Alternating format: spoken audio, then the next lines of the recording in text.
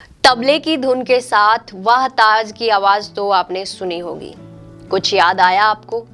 अपने तबले की धुन से सभी को मंत्रमुग्ध कर देने वाले एक ऐसे महान कलाकार जिन्होंने भारतीय शास्त्रीय संगीत को नई ऊंचाइयों तक पहुंचाया, जिनका नाम सुनते ही दिलों में तबले की मधुर धुन गूंज उठती थी। अपनी कला से जिन्होंने न सिर्फ भारत बल्कि पूरे विश्व को मंत्रमुग्ध किया।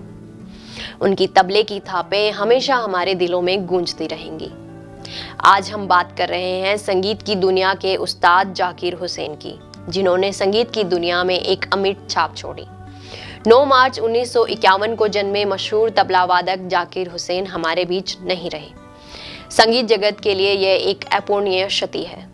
तबले पर अपनी उंगलियां और हाथ की थाप से जादू पैदा करने वाले उस्ताद जाकिर हुसैन एक ऐसी शख्सियत थे जिनका परिचय देना सूरज को दिया दिखाने जैसा है।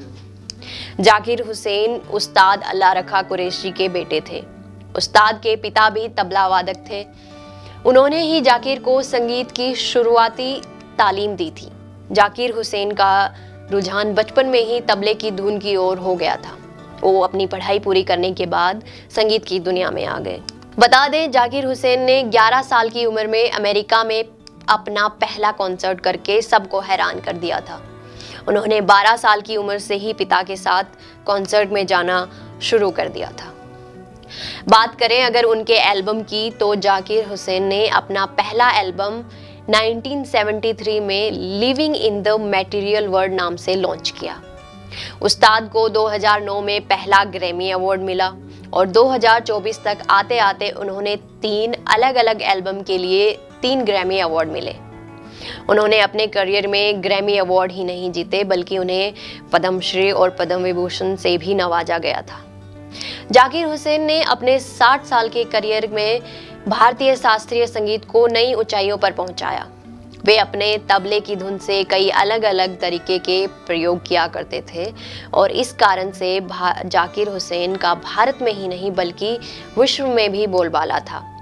साल 2016 में अमेरिका के पूर्व राष्ट्रपति बराक ओबामा ने ऑल स्टार ग्लोबल कॉन्सर्ट में हिस्सा लेने के लिए उन्हें आमंत्रित किया। इसमें शामिल होने वाले जाकिर हुसैन पहले भारतीय संगीतकार रहे। जाकिर हुसैन सिर्फ शास्त्रीय संगीतकार ही नहीं बल्कि एक्टर भी थे। बात करें अगर उनकी फिल्मों की, तो उन्होंने 12 फिल्मों में काम किया था। उस्ताद ने शशि कपूर के साथ साल 1983 में आई British film heat and dust में काम किया। यह उनकी एक्टिंग डेब्यू फिल्म थी। इसके अलावा साल 1998 में आई फिल्म साज में भी वे नजर आए। इसमें शबाना आजमी ने उनकी प्रेमिका का रोल प्ले किया।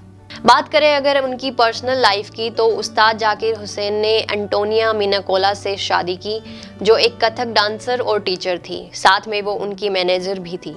रागों की ताल और लय के साथ तबले पर थिरकती धुन अब हमें कभी सुनाई नहीं देगी।